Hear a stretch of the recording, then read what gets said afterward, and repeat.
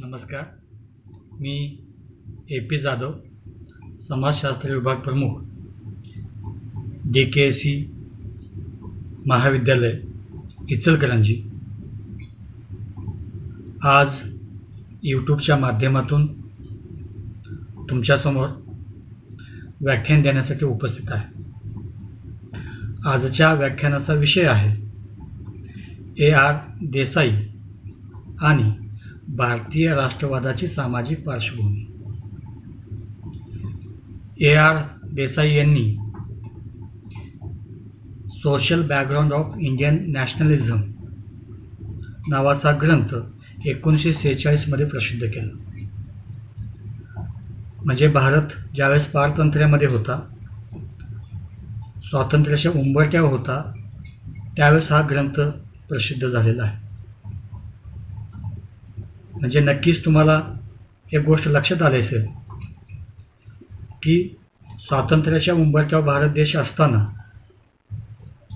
भारतामध्ये जे एक राष्ट्रवादाची चळवळ उभी राहिली, ही चळवळ उभे राहण्यापाठीमागं कोणती कारणं आहेत, कोणते एक सामाजिक घटक त्याला जबाबदार आहेत, याविषयीची चर्चा A.R. देसाई यांनी या ग्रंथामध्ये केलेली आपल्याला दिसून येते.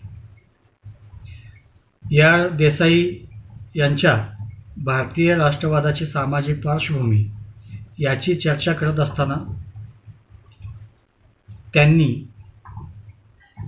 याचे 2 भाग केलेले आपल्याला दिसतात आणि आपणही त्या 2 भागामध्ये आपल्याला ही चर्चा करावी लागेल. पहिला भाग आहे भारतीय राष्ट्रवादाचा उदय. दुसरा भाग आहे भारतीय राष्ट्रवादाची अभिव्यक्ती किंवा राजकीय चळवळीची सुरुवात. A.R. देसाई यांनी भारतीय राष्ट्रवादाच्या उदयाची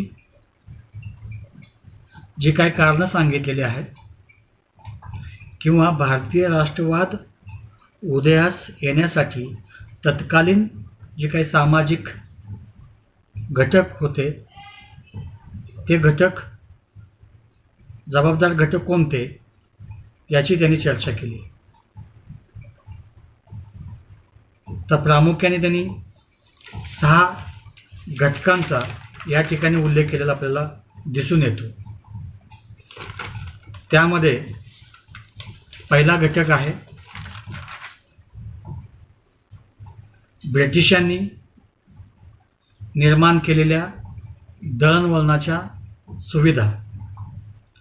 दुसरा घटक आहे राष्ट्रवाद आणि आधुनिक शिक्षण.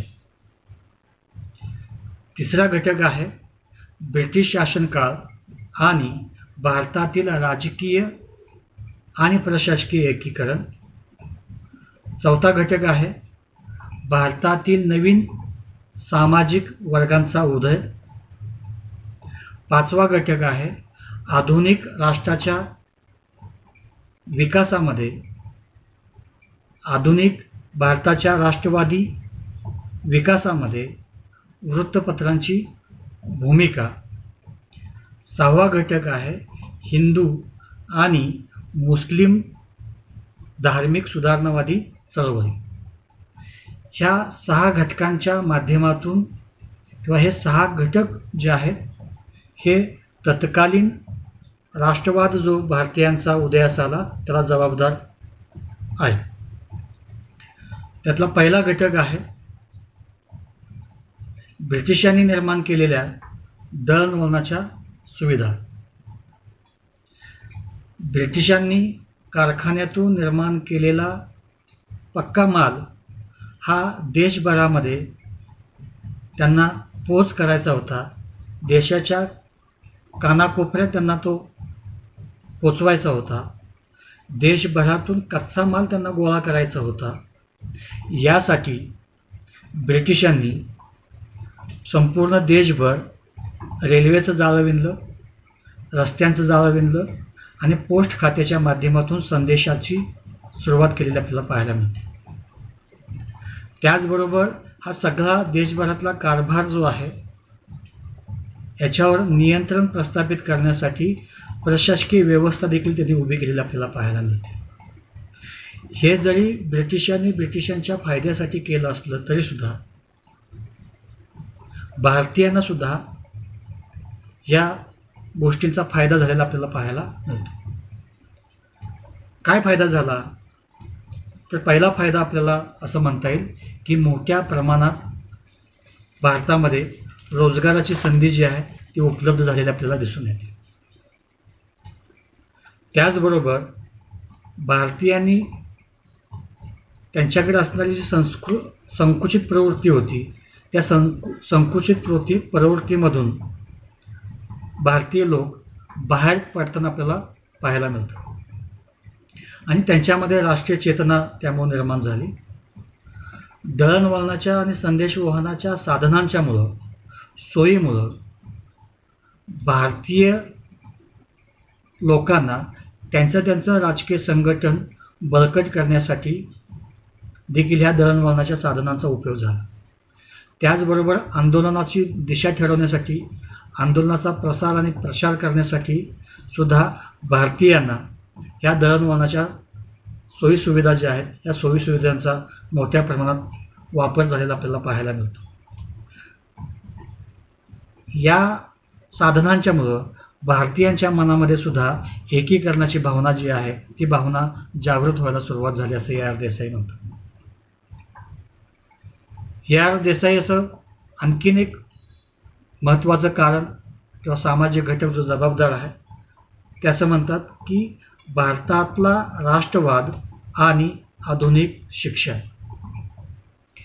ब्रिटिश भारतात येण्यापूर्वी भारतामध्ये शिक्षण पद्धती होती, पण भारतातल्या शिक्षण पद्धतीचा जो आधार होता तो आधार सामाजिक, आर्थिक, प्रशासकीय, राजकीय असा आधार नव्हता.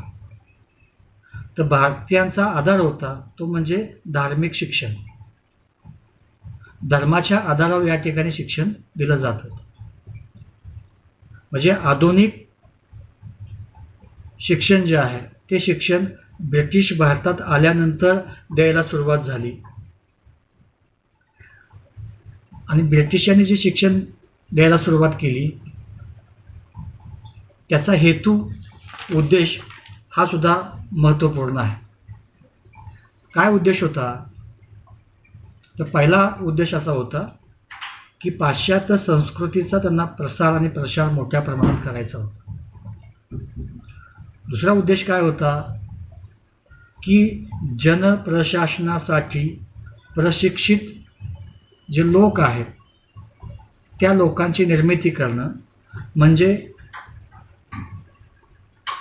आपण त्याला कारकून म्हणतो किंवा क्लार्क म्हणतो अशा पद्धतीची लोक त्यांना त्या शिक्षणातून तयार करायची होती. तिसरा हेतू त्यांचा असा होता की भारतामधले जे राजे लोक होते त्या राजाच्या प्रती इथल्या जनतेचे जो कर्तव्यभाव आहे तो कर्तव्यभाव त्यातून त्यांना जागृत करायचा होता. यासाठी ब्रिटिशांनी शिक्षण व्यवस्था जी आहे ती सुरू केलेली आपल्याला पाहायला मिळते. ही जी नवीन शिक्षण व्यवस्था जी आहे ही नवीन शिक्षण व्यवस्था ही इंग्रजी माध्यमातून शिकवलं जात होतं. आता ह्या इंग्रजी माध्यमाला भारतातील काही समाजसुधारकांचा विरोध होता आणि काही समाजसुधारकांचा त्याला पाठिंबा होता. पाठिंबा कुणाचा होता? जे धर्म मिशनरी होते, ख्रिश्चन मिशनरी होते, त्याचबरोबर नवीन उद्योजक जे होते आणि राजाराम मोहन राय यांचा त्याला पाठिंबा होता असं AR देसाई नमूद करते. काही समाजसुधारकांचा असा अट्टास होता की इंग्रजीच्या माध्यमातून शिक्षण न देता देशी भाषेतून शिक्षण दिलं गेलं पाहिजे असा आग्रह काही समाजसुधारकांनी धरलेला आपल्याला दिसून येतो. त्यामध्ये जगन्नाथ शंकर शेठ मकवाना यांचा आपल्याला उल्लेख करता येईल. ब्रिटिशांनी हा विरोधसुद्धा त्यातली स्वीकारला आणि उच्च शिक्षणामध्ये इंग्रजीची सुरुवात केली, तिथे त्यांनी तो आग्रह लावून धरला. परंतु प्राथमिक आणि माध्यमिक शिक्षणामध्ये इंग्रजीबरोबर देशी भाषेतूनही शिकवायला सुरुवात केलेली आपल्याला दिसून येते. ब्रिटिश पूर्व कालखंडामध्ये भारतीय शिक्षण जे होतं ते धर्माच्या आधारे होतं आणि वर्ग विभाजनाच्या आधारे ब्राह्मणांचं त्यावर वर्चस्व होतं. मध्यमवर्गीय शिकले तर ते गावातील प्राथमिक माध्यमिक शिक्षण एवढंच ते घेऊ शकत होते. स्त्रिया, दलित, अस्पृश्य यांना तर हे शिक्षण घेता येत नव्हतं. परंतु ब्रिटिश कालखंडामध्ये जे आधुनिक शिक्षण सुरू झालं, हे आधुनिक शिक्षण हे वंचित घटकांना सुद्धा घेता येऊ लागलं. या शिक्षणामध्ये उदारमतवादी विचार होते, धर्मनिरपेक्ष विचार होते, जात निरपेक्ष विचार होते. त्याचबरोबर व्यक्ती स्वातंत्र्याला यामध्ये या शिक्षणाच्या माध्यमातून व्यक्ती स्वातंत्र्य जे आहे ते लोकांच्या मध्ये निर्माण झालेलं आपल्याला पाहायला मिळतं. म्हणजे ब्रिटिशांच्या शिक्षण व्यवस्थेमुळं भारतीय लोकांच्या मनामध्ये आपण कोण आहोत ही भावना जी आहे ही भावना निर्माण व्हायला सुरुवात झाली. धर्मनिरपेक्ष, जातनिरपेक्ष या शिक्षण व्यवस्थेमुळं लोकांच्या मध्ये ऐक्य वाढायला सुरुवात झालेली आपल्याला दिसून येते. हे सुद्धा एक महत्त्वपूर्ण कारण AR देसाई यांनी नमूद केलेलं आपल्याला पाहायला मिळतं. त्याचबरोबर AR देसाईंनी तिसरं जे महत्त्वपूर्ण कारण सांगितलं, ब्रिटिश शासनकाळ आणि भारतातील राजकीय आणि प्रशासकीय एकीकरण. भारतात राष्ट्रीय अर्थव्यवस्था आणि दळणवळणाची व्यापक व समर्थ अशा साधनांची भारताकडे वानवा होती, अभाव होता. त्यामुळं ब्रिटिश पूर्व भारताचे राजकीय ऐक्य झालेलं आपल्याला दिसत नाही. याचा अर्थ भारतामध्ये एकता होती का, तर होती. भारतामध्ये एकता होती, परंतु त्या एकतेचा आधार हा सामाजिक, राजकीय, आर्थिक, धार्मिक असा नसून समान धर्म हा तो आधार असलेला आपल्याला पाहायला मिळतो. भारताच्या इतिहासात पहिल्यांदा ब्रिटिश शासन स्थापनेमुळं देशाची व्यापक आणि मूलभूत राजकीय, प्रशासकीय आणि न्यायिक एकीकरणाला सुरुवात झालेली आपल्याला दिसते. ग्रामीण भागामध्ये, ग्रामीण अर्थव्यवस्थेमध्ये ज्या वर्गांना स्थान नव्हतं त्या वर्गांना ब्रिटिश कालखंडामध्ये स्थान प्राप्त झालेलं आपल्याला पाहायला मिळतं.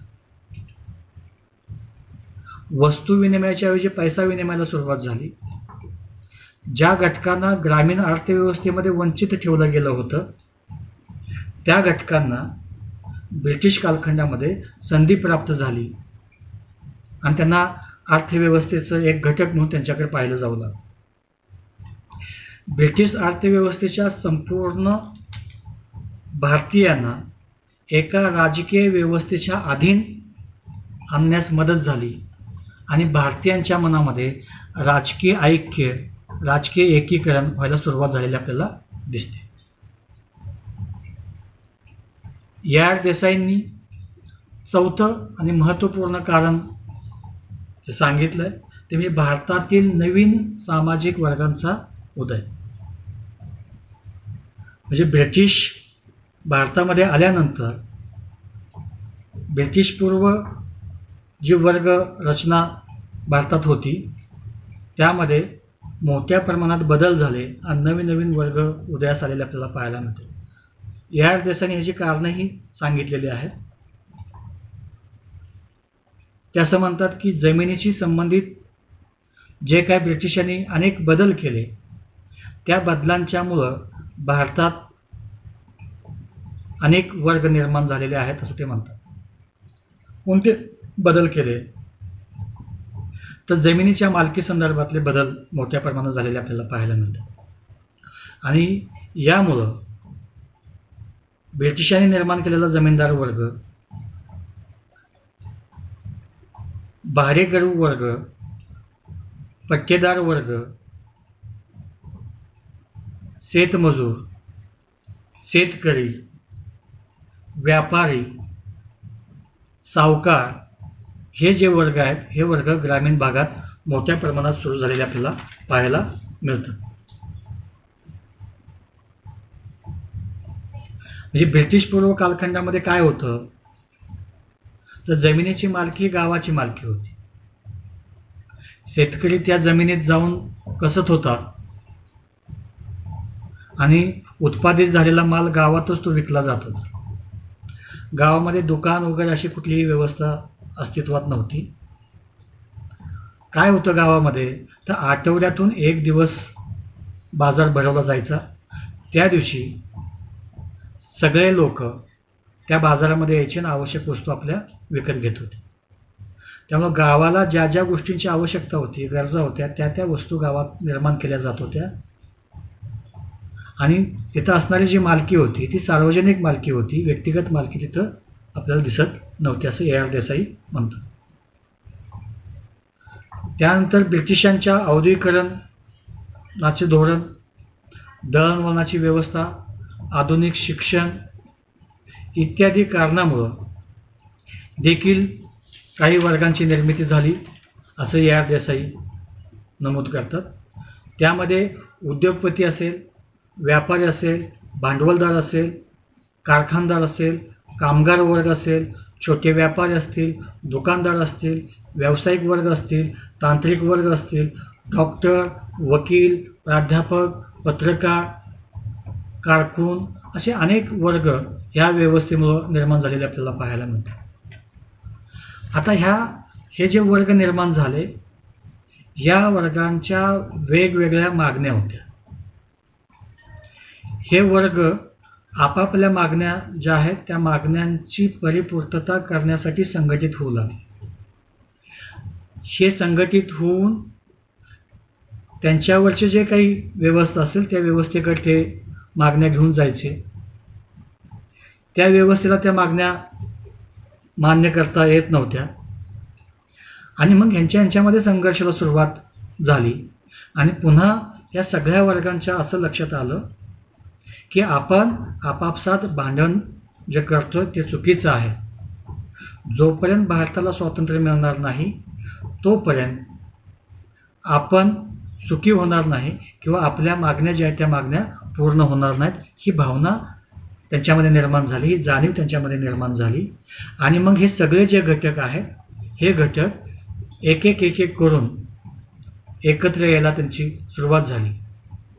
आणि जे काही प्रादेशिक लेवलला विशिष्ट क्षेत्रात ज्या मर्यादित संघटना होत्या त्या संघटनांना अखिल भारतीय स्वरूप घेतलेलं आपल्याला पाहायला मिळतं. म्हणजे अखिल भारतीय कामगार संघटना म्हणजे ट्रेड युनियन भारतामध्ये निर्माण झाली.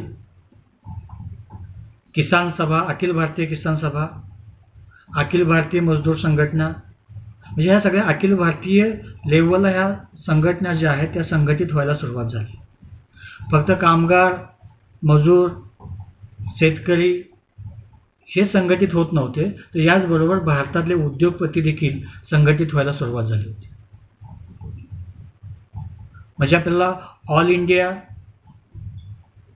चेंबर ऑफ कॉमर्स म्हणजे अशा अनेक संघटना ज्या आहेत, उद्योगपती, व्यापारी हे सगळे जे आहेत ते ऑल इंडिया लेवलला, अखिल भारतीय लेवलला हे संघटित व्हायला सुरुवात झाली.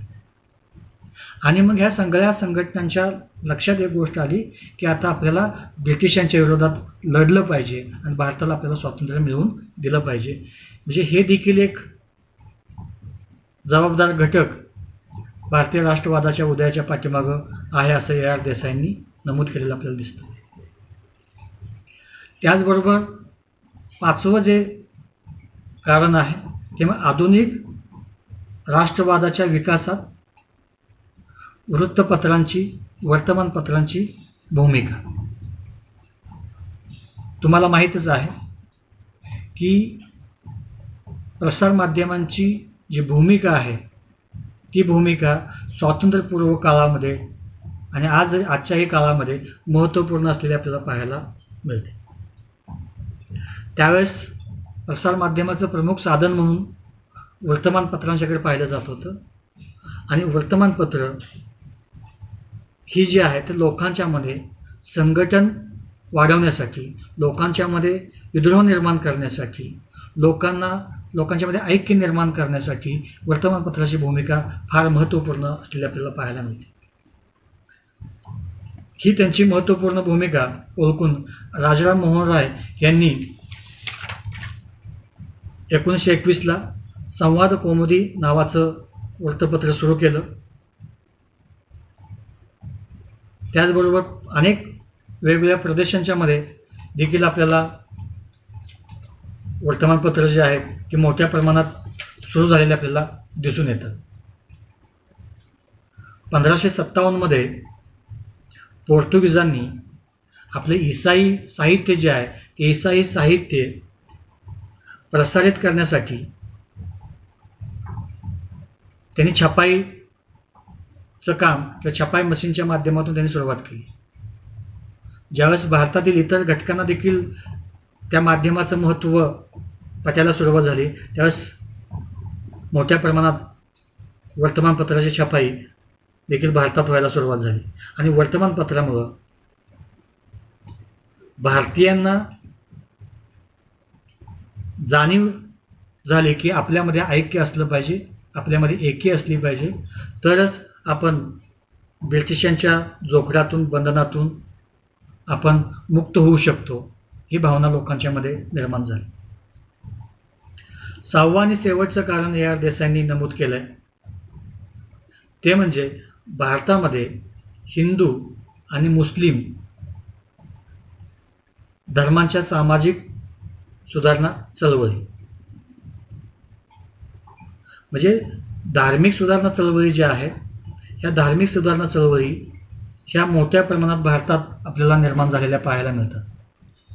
यामध्ये आर्य समाज असेल, ब्राह्मो समाज असेल, एवं प्रार्थना समाज असेल, अहमदिया चळवळ असेल किंवा अलीगढ चळवळ असेल, या सगळ्या चळवळींनी नवीन समाज व्यवस्थेच्या काय आवश्यकता आहेत त्या आवश्यकतेच्या आधारे धर्म जो आहे धर्म लोकांच्यापर्यंत पोचवायला सुरुवात केली आणि ते बदल त्यांनी धर्मामध्ये आपल्याला केलेले पाहायला मिळत आहे.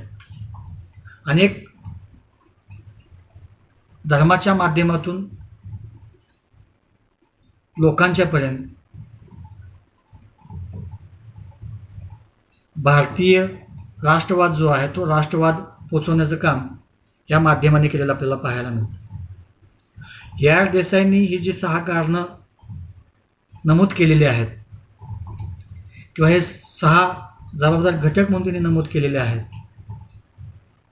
की या कारणांच्यामुळं स्वातंत्र्यपूर्व काळामध्ये भारतीयांच्या मनामध्ये, भारतीय लोकांच्या मनामध्ये राजकीय ऐक्याला सुरुवात झाली आणि ह्या राजकीय ऐक्यातून भारतीय राष्ट्रवाद हा विकसित झालेला दिसून येतो.